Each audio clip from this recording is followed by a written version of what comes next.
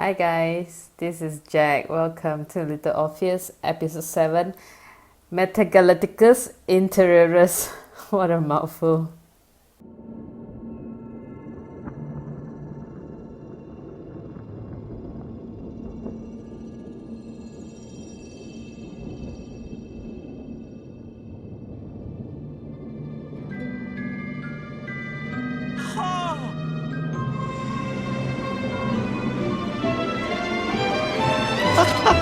Ah, Laika!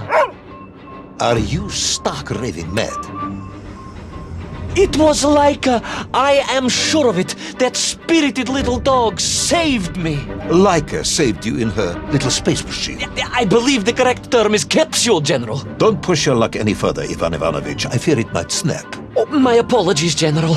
In my excitement to explain what I discovered on the far side of the Metagalacticus Interiorus, I got carried away. And it happened like this.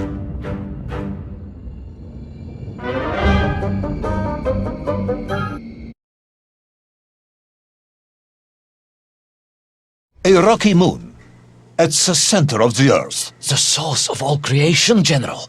A place where time flowed like rivers, and boulders of raw matter rained like comets upon the cratered rock. Another miraculous escape from death. Another happy accident. It was no accident, General. Laika took me there entirely deliberately, I'm sure of that. She continues to be a heroine and a savior and protector of our great nation.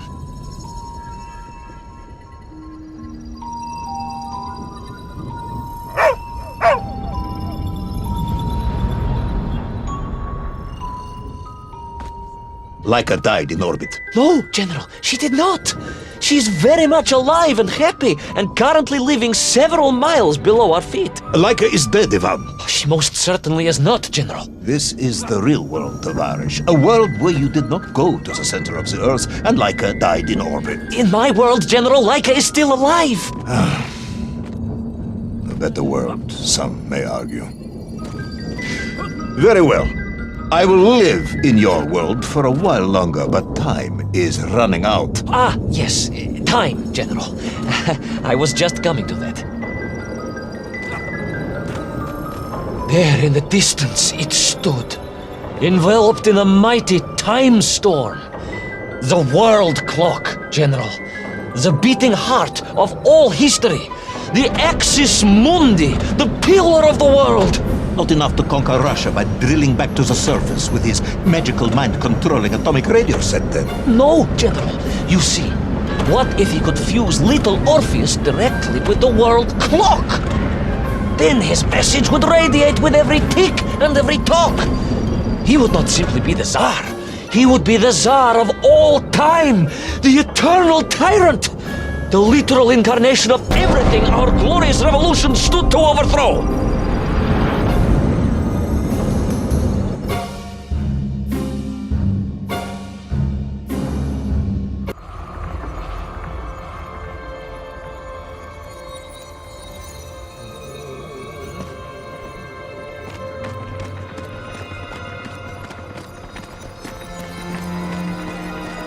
Sonikiv! Uncanny, General. But it was somehow different. I felt no cold. The waves were motionless. Indeed, it was as if I had stepped free of those rivers of time and stood on entirely motionless ground. And there in the distance, What? debris from Tsarya and tall slave mines had washed up here, almost as if I were meant to find it. And there, amongst it, the winking of steel led me to a blasting cap, and a plan began to form.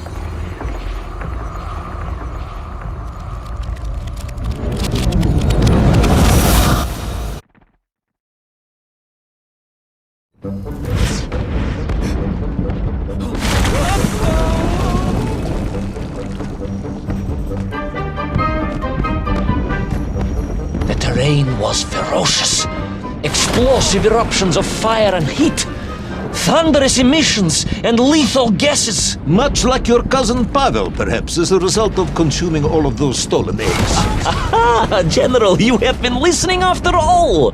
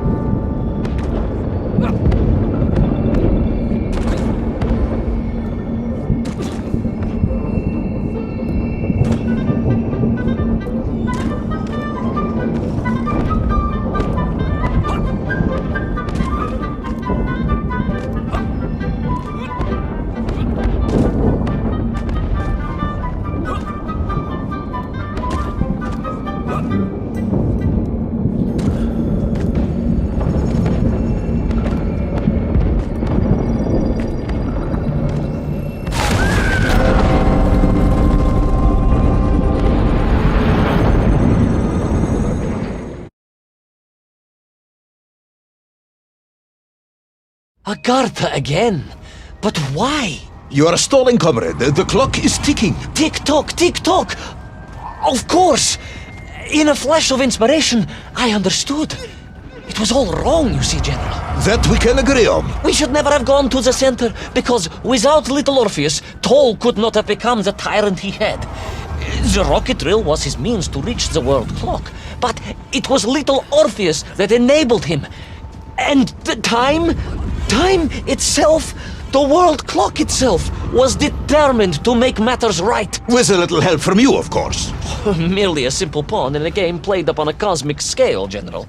But a pawn who understood that he was being given a second chance to grab a chunk of the explosive resin that wondrous city was built upon.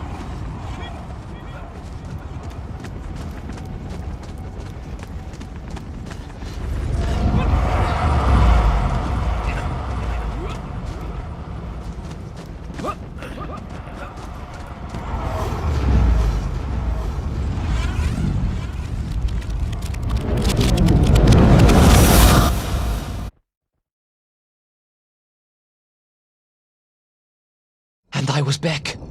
The mighty river of time roared past me, carrying the weight of the whole of history with it. Even for you, this is a stretch. Our time is almost up.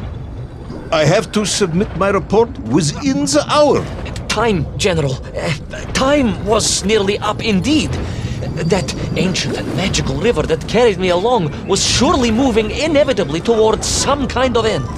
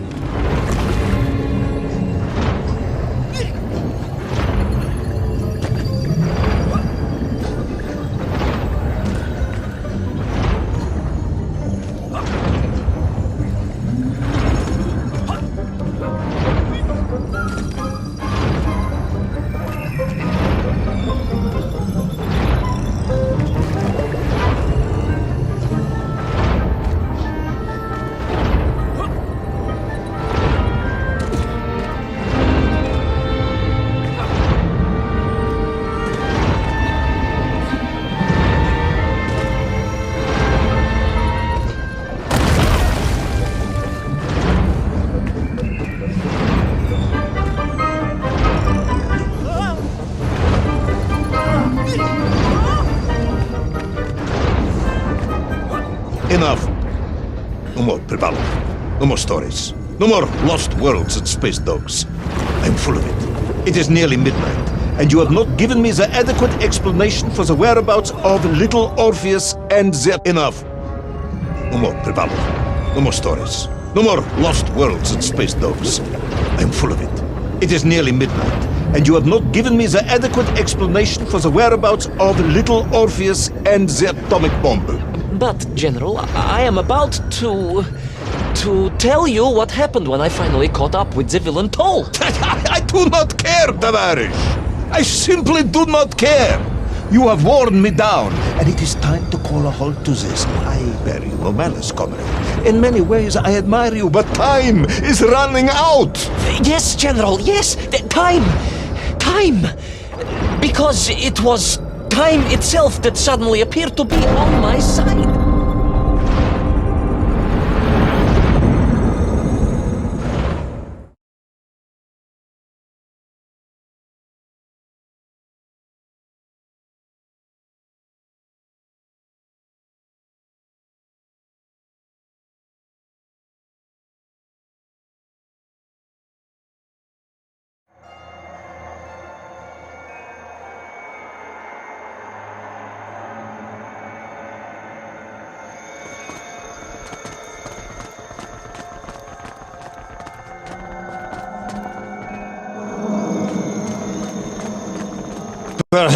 the world clock was so impressed with your egg-wearing antics, it decided to return you to Plutonia for a second attempt. I would strongly suggest you cut to the chase. The chase, yes. The pursuit of tall and little Orpheus. I stood there with the resin fragment in one hand and the blasting cap in the other, and then, just like that, a clock began to ring. The world clock? No, General, an alarm clock. My Slava alarm clock, in fact, given to me by Auntie Marcia. The one who married the beef investigator. The very same. And the moment I saw that clock, I knew what I had to do.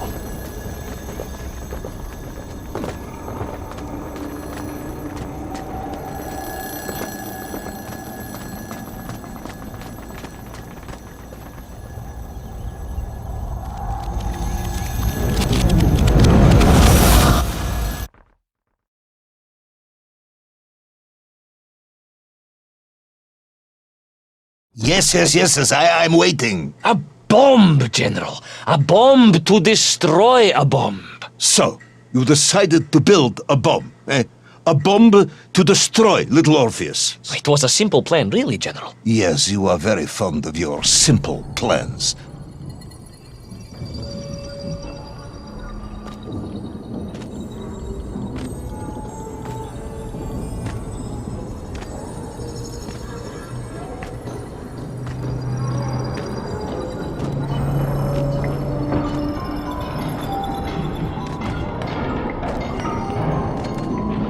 It was the last time I was to see those poor enslaved men on my journey. As they scurried in agitation around the base of the rocket drill, now a dreadful weapon of war in the hands of a madman, I was reminded of my mother. Your mother looked like a nymph? That is extremely disrespectful, comrade. No, I meant I was raised by my mother from an early age, of course.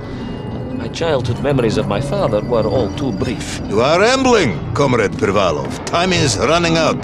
Diani Rezinovi. Time will run out for us all, General, will it not? And it ran out for my father on the shores of Volga. Your father fought at Stalingrad? He did, General. So did I. Well, so you see, General. Perhaps we are just the same, you and I. Perhaps we are all just Menkf in the end.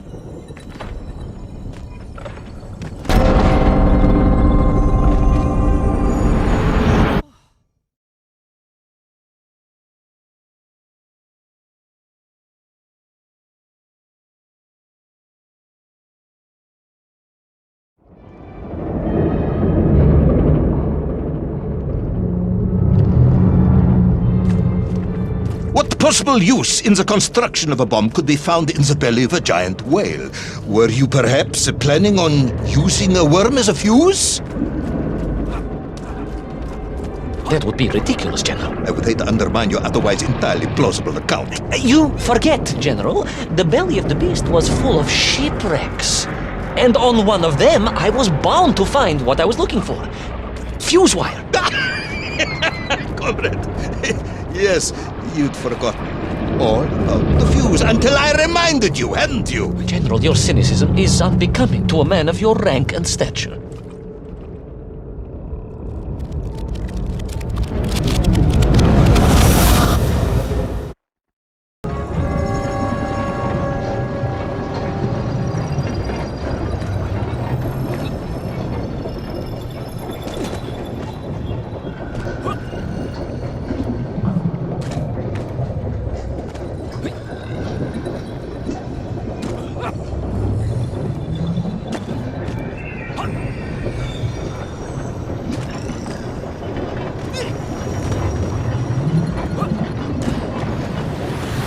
The clock was now ticking, General. Literally. I was surrounded by time, immersed in it, floating along a river of it on a raft made of history, seeking the next moment of opportunity to hurtle backwards amongst those lost worlds. I am a patient man, Tavarish. I lost 3 toes in the winter outside Sharkovskaya in 42. A drunken dentist removed 2 frostbitten toes and 1 per...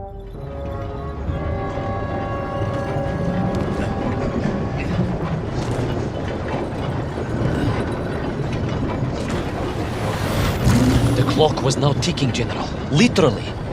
I was surrounded by time, immersed in it, floating along a river of it on a raft made of history, seeking the next moment of opportunity to hurtle backwards amongst those lost worlds. I am a patient man, Tavarish. I lost 3 toes in the winter outside Sharkovskaya in 42. A drunken dentist removed 2 frostbitten toes and 1 perfectly healthy one. You may therefore consider me a man blessed with an uncommon level of endurance for discomfort. I hate visiting the dentist. My uncle Vanya was a dentist, and he was a deeply strange man, notwithstanding the love he felt for his pigs.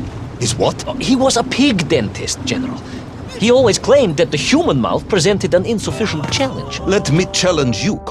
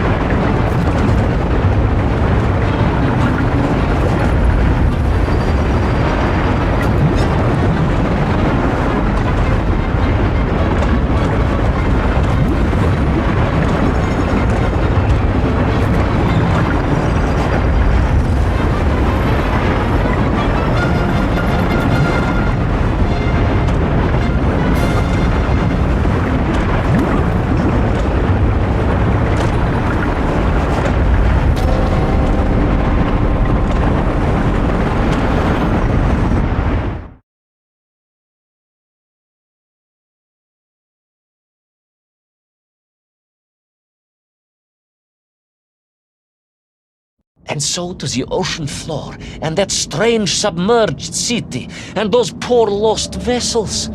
To find a shell case to hold all of my scavenged ingredients, the last piece I needed to construct my bomb. Ah, yes, I have been waiting for this. General? Time, Ivan Ivanovich.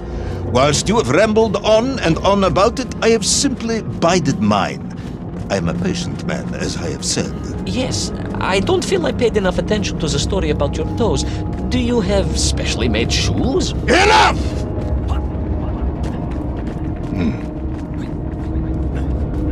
Now I have your full attention.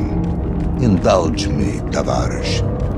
Explain to me how you made this bomb. General? Your bomb, comrade, that you so brilliantly constructed to destroy little Orpheus. Tell me how you made it.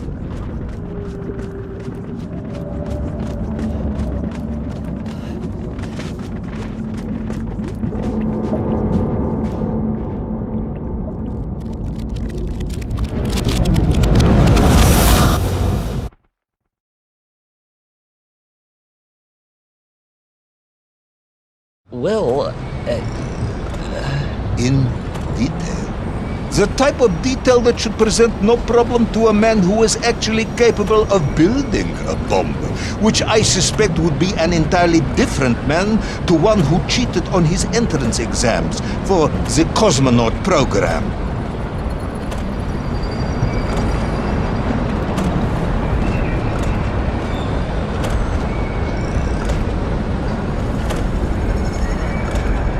You are uncharacteristically silent, comrade.